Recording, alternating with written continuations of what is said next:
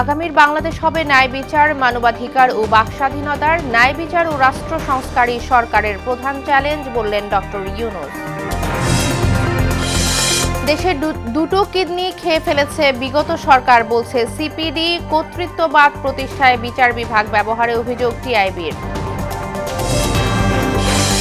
Dengue আতঙ্কের মধ্যেই চিকনগুনিয়ার উপদ্রব, রোগীর চাপে হাসপাতালে সেবা ব্যাহত, পরিস্থিতি জটিল হওয়ার শঙ্কা চিকিৎসকদের।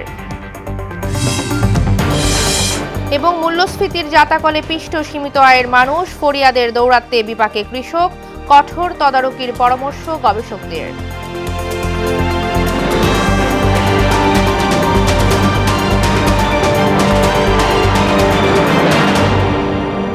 আসসালামু আলাইকুম, সবাইকে মোহনা সংবাদে স্বাগত। শুনছিলেন শিরোনাম, সংখ্যা আছে আনিকা আঞ্জুম। এবার বিস্তারিত। আগামীর বাংলাদেশ হবে ন্যায় বিচার, মানবাধিকার ও বাকস্বাধীনতার, এমন মন্তব্য করে প্রধান উপদেষ্টা ডক্টর মোহাম্মদ ইউনূস বলেছেন, জুলাই অভ্যুত্থানের কোনো কেন্দ্রীয় পরিকল্পনা, নকশাকার ও অর্থায়ন ছিল না। মৃত্যু উপত্যকায় প্রতিরোধের শক্তি হয়ে উঠেছিল তারুণ্য। রাজধানীর একটি হোটেলে বে অফ বেঙ্গল কনভারসেশন অনুষ্ঠানে এসব কথা বলেন তিনি। শামীমুজ্জামান চৌধুরীর রিপোর্ট। আঞ্চলিক স্বার্থ রক্ষায় ৮০টি দেশের ২০০ শতাধিক আলোচক নিয়ে সেন্টার ফর গভর্নেন্স স্টাডিজ আয়োজিত বে অফ বেঙ্গল কনভারসেশন ২০২৪ উদ্বোধন করেন প্রধান উপদেষ্টা professor doctor Mohammad Yunus. In a city which has just experienced a unique political upheaval. বক্তব্যে তিনি বলেন, দেশ এমন এক সময় পার করছে যেখানে চ্যালেঞ্জ আর জটিলতা চারদিক থেকে ঘিরে রেখেছে। অর্থনৈতিক বৈষম্য, সামাজিক অবিচার কিংবা জলবায়ু পরিবর্তনের ক্রমবর্ধমান হুমকি সবই এক একটি বড় বাধা। Whether it is economic disparity, social injustice, or the threat of climate change, we face issues that are overwhelming.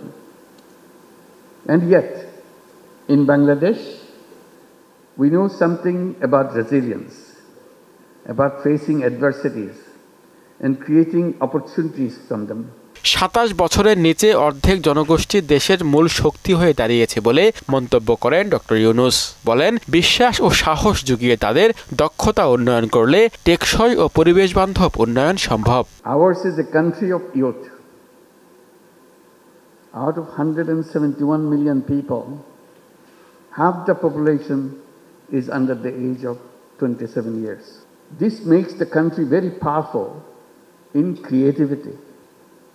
Our youth have the power to lead the world in sustainable development, to create models of green growth, protecting and promoting our environment. আঞ্চলিক স্বার্থ রক্ষায় সহযোগী দেশগুলোর সঙ্গে একযোগে কাজ করার বার্তা দিয়ে অন্তর্বর্তী সরকারের প্রধান বলেন, বর্তমান সভ্যতা স্ববিরোধী অবস্থানে দাঁড়িয়েছে। সম্পদ আহরণের প্রতিযোগিতা থেকে বেরিয়ে জনগণের সমস্যার সমাধান, বেকারত্ব দূর, উদ্যোক্তা তৈরি করতে হবে। Nothing is impossible for human beings if only we pursue it hard enough. Shamimuzzaman Chowdhury, মোহনা সংবাদ, ঢাকা। দায়িত্ব গ্রহণের ১০০ দিন পূর্ণ করল অন্তর্বর্তী সরকার। এরই মধ্যে রাষ্ট্রের গুরুত্বপূর্ণ সংস্কারে গঠন হয়েছে ১১টি কমিশন। নির্বাচন কমিশন গঠনে করা হয়েছে সার্চ কমিটি। আর্থিক খাতে সংস্কারেও নেওয়া হয়েছে নানামুখী উদ্যোগ। যদিও দ্রব্যমূল্যের ঊর্ধ্বগতি ও আইন শৃঙ্খলার অবনতিতে কিছুটা বিপাকে রয়েছে সরকার। অন্তর্বর্তী সরকারের ১০০ দিনের সফলতা ব্যর্থতার কথা জানাচ্ছেন মোহাম্মদ ওয়ালিউল্লাহ। ছাত্র জনতার গণ আন্দোলনের মুখে গত ৫ আগস্ট পাশের দেশে পালিয়ে যান সাবেক প্রধানমন্ত্রী শেখ হাসিনা। এরপর ৩ দিন দেশে ছিল না কোনো সরকার। এমন ক্রান্তিকালে আন্দোলনরত শিক্ষার্থীদের অনুরোধে প্রধান উপদেষ্টার দায়িত্ব নেন নোবেল বিজয়ী অধ্যাপক ডক্টর মোহাম্মদ ইউনূস। গঠিত হয় অন্তর্বর্তী সরকার। মোট ৩ ধাপে এখন পর্যন্ত শপথ নিয়েছেন ২৩ জন উপদেষ্টা। দায়িত্ব গ্রহণের ১ মাস পর রাষ্ট্রের গুরুত্বপূর্ণ সংস্কারে গঠিত হয় ৬টি কমিশন। ৩ মাস মেয়াদে অক্টোবর থেকে কাজ শুরু করে কমিটিগুলো। অক্টোবরের শেষে আরও ৫ কমিটি গঠন করা হয়। এরই মধ্যে নির্বাচন কমিশন গঠনে সার্চ কমিটিও গঠন করা হয়েছে।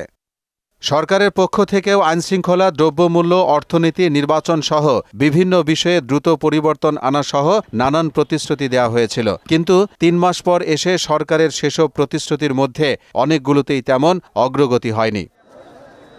ক্ষমতা গ্রহণের পর যে কয়েকটি বড় চ্যালেঞ্জের মুখে পড়েছে অন্তর্বর্তী সরকার, একটি হল নিত্যপণ্যের চড়া দাম নিয়ন্ত্রণ। নতুন সরকার ক্ষমতা গ্রহণের পর মানুষের প্রত্যাশা ছিল বাজারে পণ্যের দাম কমবে, কিন্তু বাস্তবে তা ঘটেনি। দেশের আইনশৃঙ্খলা পরিস্থিতি নিয়ে বেশি চ্যালেঞ্জের মুখে পড়েছে অন্তর্বর্তী সরকার। একের পর এক ছিনতাই, ডাকাতি ও হত্যাকাণ্ডের ঘটনায় ঢাকাসহ সারা দেশে আতঙ্কের পরিবেশ সৃষ্টি হয়, যা এখনও পুরোপুরি স্বাভাবিক হয়নি। তবে এক্ষেত্রে বেশ সফল বলা যায় সরকারকে। 3 মাসের মধ্যেই শুরু হয়েছে জুলাই আগস্টের গণহত্যার বিচার। হত্যার ঘটনায় কয়েকশো মামলা হয়েছে। সেখানে পতিত আওয়ামী লীগ সরকারের প্রভাবশালী মন্ত্রী, এমপি, আইনশৃঙ্খলা বাহিনীর ঊর্ধ্বতন কর্মকর্তা সহ অনেকেই গ্রেফতার করা হয়েছে। আর্থিক খাত ঘুরে দাঁড়াচ্ছে, বাড়ছে রিজার্ভ। আওয়ামী লীগ সরকারের শেষের দিকে বাংলাদেশের অর্থনীতি ভঙ্গুর হয়ে পড়েছিল। বৈদেশিক মুদ্রার রিজার্ভ কমে 15 বিলিয়ন মার্কিন ডলারের নিচে নেমে গিয়েছিল। গত 3 মাসে সেটি বৃদ্ধি পেয়ে এখন 20 বিলিয়ন ডলারে ছুঁয়েছে। মোহাম্মদ ওয়ালিউল্লাহ, মোহনা সংবাদ। বিগত সময়ে কর্তৃত্ববাদ প্রতিষ্ঠায় বিচার বিভাগ অনুঘটক হিসেবে কাজ করেছে বলে মন্তব্য করেছেন টিআইবির নির্বাহী পরিচালক ও দুর্নীতি দমন সংস্কার কমিশনের প্রধান ডক্টর ইফতেখারুজ্জামান। আর সিপিডির সম্মানীয় ফেলো ডক্টর দেবপ্রিয় ভট্টাচার্য বলেছেন, বাংলাদেশের দুটো কিডনি, অর্থনীতি ও বিদ্যুৎ খাত দুটোই খেয়ে ফেলেছে বিগত সরকার। ইশতিয়াক হোসেনের ডেস্ক রিপোর্ট। ধানমন্ডিতে মাইডার সেন্টারে অনুসন্ধানী সাংবাদিক বিষয় প্রশিক্ষণ কর্মশালার উদ্বোধন অনুষ্ঠানে বক্তব্য দেন টিআইবির নির্বাহী পরিচালক ও দুর্নীতি দমন সংস্কার কমিশনের প্রধান ডক্টর ইফতেখারুজ্জামান।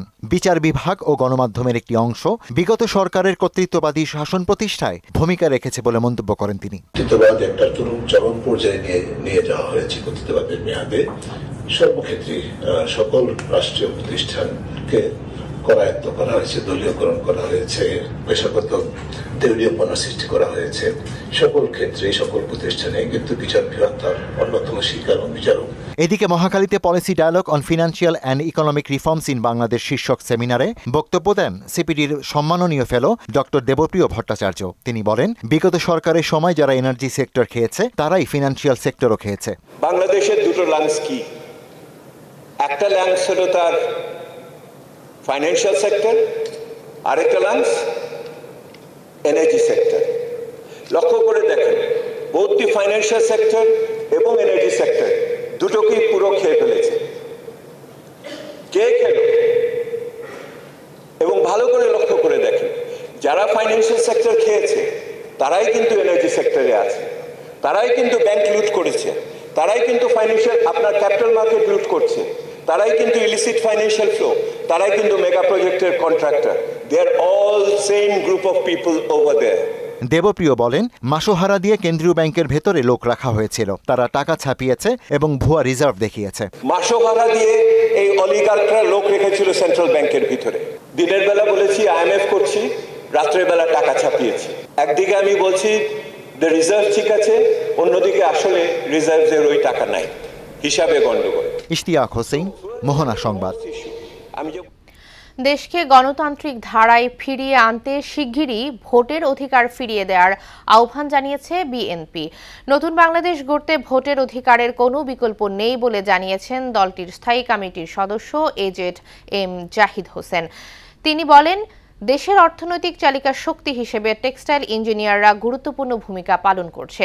রাজধানীর রমনায় ইঞ্জিনিয়ার ইনস্টিটিউটে বিএনপির জাতীয় কাউন্সিলের উদ্বোধন অনুষ্ঠানে এসব কথা বলেন তিনি। গণতান্ত্রিক প্রক্রিয়া এবং সেটির মধ্যে অনেকেই কমপ্লিট করবে, কিন্তু কোন অবস্থাতেই রেশারেশি থাকবে না। গণতন্ত্র চর্চা একটি উদাহরণ এক্সাম্পল হতে হবে। এবং মনে রাখবেন, 5ই আগস্টের পর এই প্রথম সংগঠন যেটি কাউন্সিল করছে, আপনাদের কাউন্সিল হতে হবে সুশৃঙ্খল। আওয়ামী লীগ ক্ষমতা দীর্ঘায়িত করতে ইচ্ছে মতো সংবিধান পরিবর্তন করেছে বলে অভিযোগ করেছেন এনডিএম চেয়ারম্যান ববি হাজ্জাজ। সকালে বনানীতে এক সংবাদ সম্মেলনে তিনি বলেন, সংবিধান হবে দেশের জনগণের জন্য, সেখানে ব্যক্তি বিশেষের কোনো ঠাঁই নেই। এখানে ব্যক্তি বিশেষকে অন্তর্ভুক্ত করলে তারা আওয়ামী লীগের মতো ক্ষমতায় গেড়ে বসতে চাইবে। 1972 সালের সংবিধান বাংলাদেশের নির্বাচিত কোনো সংসদ নয়, 1970-এর পাকিস্তানের সাধারণ নির্বাচনে নির্বাচিত প্রতিনিধিদের নিয়ে গঠিত গণপরিষদ কর্তৃক অনুমোদিত সংবিধান, যা গত 15.5 বছরে শেখ হাসিনার দানবীয় ফ্যাসিস্ট সরকার পূর্ণতা দিয়েছে। ডেঙ্গু আতঙ্কের মধ্যেই শুরু হয়েছে চিকুনগুনিয়ার উপদ্রব। এডিস মশাবাহিত এই দুটি রোগের কারণে প্রতিদিনই চাপ বাড়ছে হাসপাতালে। আক্রান্তরা জানান, মশার কারণে বাসা বাড়িতে টেকা দেয়। এক্ষেত্রে সিটি কর্পোরেশন সহ সংশ্লিষ্ট প্রতিষ্ঠানের গাফিলতি স্পষ্ট। চিকিৎসকরা জানান, ডেঙ্গু নিয়ন্ত্রণে কঠোর না হলে পরিস্থিতি আরও জটিল হতে পারে। সুরাইয়া মুন্নির রিপোর্ট। বছরের এই সময়টাতেও ডেঙ্গু আক্রান্ত হয়ে হাসপাতালে ভর্তি হচ্ছেন অনেক রোগী। গেল এক সপ্তাহে কোনো বৃষ্টি নেই, তারপরেও কাটছে না ডেঙ্গু আতঙ্ক। হাসপাতালের বিছানায় কাতর রোগীরা জানান জটিল উপসর্গের কথা। পেট ব্যথা, পাতলা পায়খানা, এরপর বমি ছিল। আমার প্লাটিলিয়াটা 30,000 ছিল। মাথা ব্যথা করছিল, শরীর দুর্বল লাগে। ডেঙ্গু নিয়ন্ত্রণে সিটি কর্পোরেশনের গাফিলতি তুলে ধরেন আক্রান্তরা। সিটি কর্পোরেশন যদি ভালোভাবে মশার ওষুধ ছিটাতো তাহলে আমাদের ডেঙ্গু হতো না, তাহলে আমাদের আর এখানে আসতে হতো না। সিটি কর্পোরেশনের গাফিলতি রয়েছে অবশ্যই, এর জন্য এখনো ডেঙ্গু বিস্তারটা বেড়েছে। তাদের যা করতেছে আর একটু কেয়ারফুলি করে করা দরকার। উত্তর সিটি কর্পোরেশন হাসপাতালের অ্যাডমিন অফিসার সাদিয়া সুলতানা জানান, ডেঙ্গুর পাশাপাশি চিকুনগুনিয়া আক্রান্ত রোগী ভর্তি হচ্ছে অহরহ। বলেন, পরিস্থিতি মোকাবেলায় উদ্যোগ না নিলে মশাবাহিত রোগ দুটিতে পরিস্থিতি আরও জটিল হবে। এডিস মশা দিয়ে শুধুমাত্র ডেঙ্গু নয়, এডিস মশাতে ডেঙ্গুর সাথে চিকুনগুনিয়া হচ্ছে, তারপর গিয়ে আরও কিছু রোগ এর সাথে জড়িত। আমরা আস্তে আস্তে ডেঙ্গুর পাশাপাশি কিন্তু চিকুনগুনিয়া রোগীও পাচ্ছি। তো এই ব্যাপারে আরও সতর্ক হতে হবে। সব কিছুর মূলে যেই জিনিসটি দায়ী সেটি হচ্ছে মশা, এবং মশা নিধন যদি না করা যায় তাহলে শুধুমাত্র হাসপাতালে ভর্তি দিয়ে আমরা আসলে আশঙ্কার বাইরে যেতে পারছি কিনা এই বিবেচনা করাটা মনে হয় ঠিক হচ্ছে না। বাসাবাড়ি ও আশপাশ পরিষ্কার রাখা সহ ডেঙ্গু চিকুনগুনিয়ায় আক্রান্ত হলে পর্যাপ্ত তরল খাওয়ার পরামর্শ দেন এই চিকিৎসক। প্রতিরোধের জায়গাটাতে আরও জোর না দেওয়া যায় তাহলে এই রোগ কখনোই বাংলাদেশ থেকে নির্মূল করা সম্ভব হবে না। সুরাইয়া মুন্নি, মোহনা সংবাদ, ঢাকা। মূল্যস্ফীতির জাতাকলে পিষ্ট সীমিত আয়ের মানুষ। নিত্যপণ্য কিনতেই ফাঁকা হচ্ছে দিনের সব আয় রোজগার। সরকারের নানা উদ্যোগ নেয়ার পরও মূল্যস্ফীতির চাপ কমছে না, বরং বাড়ছে। এর কারণ হিসেবে কৃষি গবেষকরা বলছেন, সরাসরি কৃষকদের ভর্তুকি না দেওয়া, মধ্যস্বত্বভোগীদের সংখ্যা কমাতে না পারা ও শক্তিশালী বাজার তদারকির অভাব। উষা ফেরদৌসের প্রতিবেদন।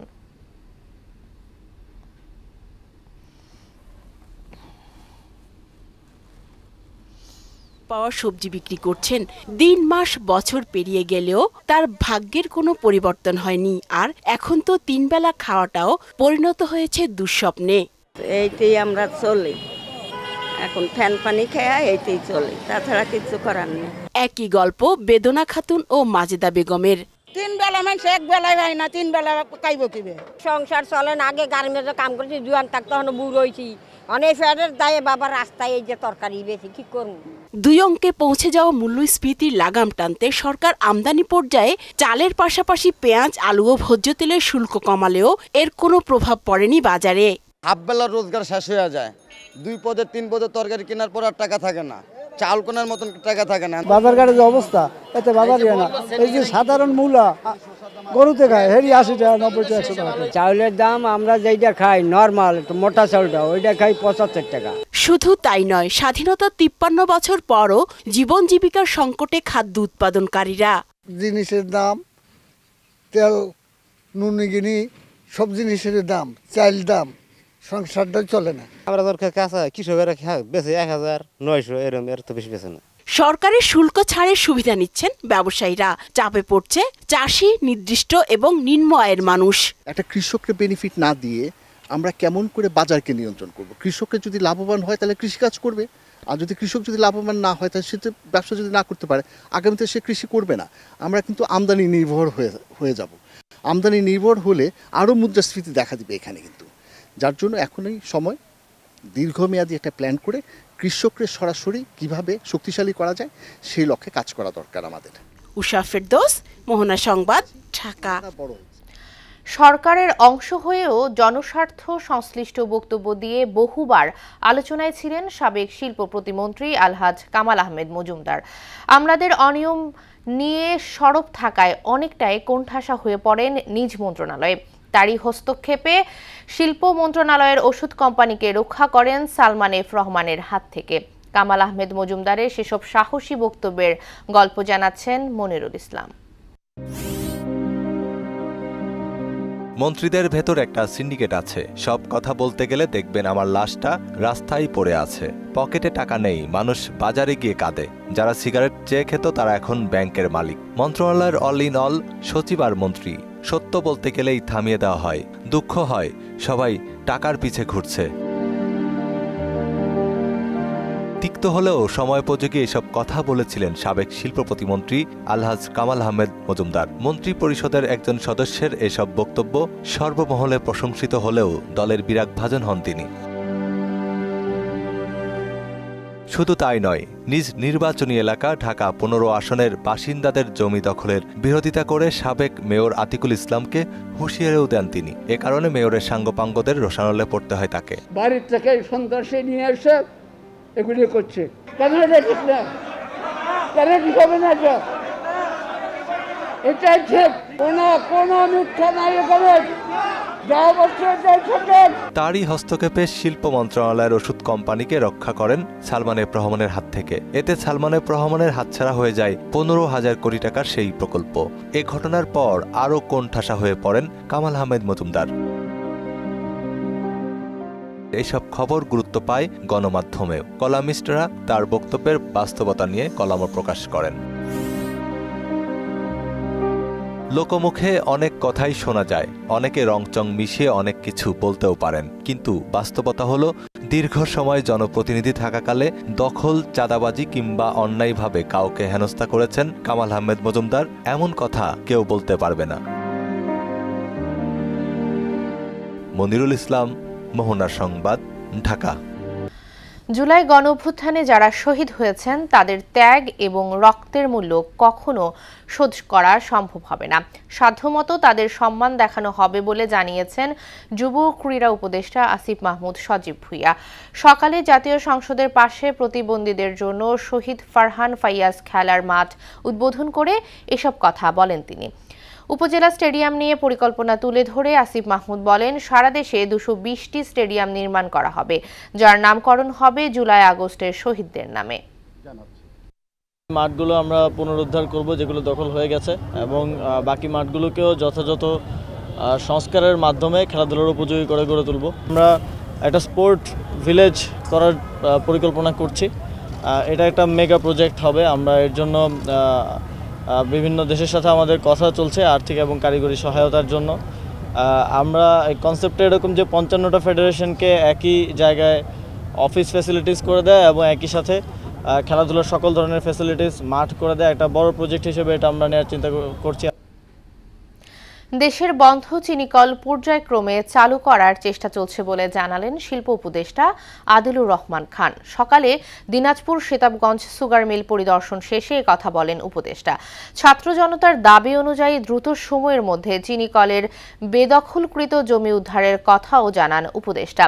আখ চাষি ও চিনিকল কর্মকর্তা কর্মচারীদের সঙ্গে মতবিনিময় শেষে পঞ্চগড় সুগার মিল পরিদর্শন করেন তিনি। আমরা চেষ্টা করছি যেন বন্ধ চিনিকলগুলো একটার পর একটা আস্তে আস্তে চালু হয়। এর মধ্যে টাস্ক ফোর্স করা হয়েছে, আপনারা জানেন, যার মধ্যে আখ চাষিদের প্রতিনিধিরাও আছেন, যারা আখ চাষ নিয়ে কাজ করেন তারাও আছেন। স্বৈরাচার সরকারের ষড়যন্ত্রের বিরুদ্ধে বিক্ষোভ মিছিল ও র্যালি করেছে মিরপুরের বিভিন্ন ওয়ার্ড বিএনপি নেতাকর্মীরা। বিকেলে মিরপুর 10 নম্বর সেকশনের ফুলবাগান ক্লাবের সামনে নেতাকর্মীরা জড়ো হন। র্যালিতে সভাপতিত্ব করেন সাবেক 3 নং ওয়ার্ডের কমিশনার কাজী আলী ইমাম আসাদ। এ সময় বক্তারা বলেন, আওয়ামী লীগ সন্ত্রাসীদের নতুনভাবে উত্থানের প্রতিহতে তাদের এই কর্মসূচি।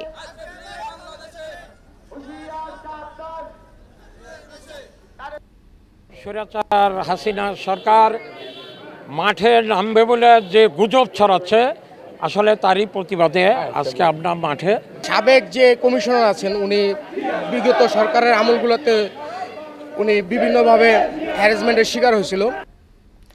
মেধাভিত্তিক TV reality show Ispahani Mirzapur Banglabid ষষ্ঠ বর্ষের চট্টগ্রাম বিভাগের বাছাই পর্ব অনুষ্ঠিত হয়েছে। সকালে Chittagong Ispahani public school and college প্রাঙ্গণে আয়োজিত প্রতিযোগিতায় অংশ নেন শিক্ষার্থীরা। চূড়ান্ত পর্বে ঢাকা যাবার সুযোগ পাবেন চট্টগ্রাম বিভাগের সেরা বাংলাবিদরা। প্রতিযোগিতায় উদ্যোগ, পরিকল্পনা ও পৃষ্ঠপোষকতা করেছে ইস্পাহানি মির্জাপুর। আয়োজকরা বলেন, নতুন প্রজন্মের কাছে শুদ্ধ বাংলা বানান ও ব্যবহার ছড়িয়ে দিতেই এই উদ্যোগ। শেষ করব মোহনা সংবাদ, যাবার আগে শিরোনামগুলো আরও একবার।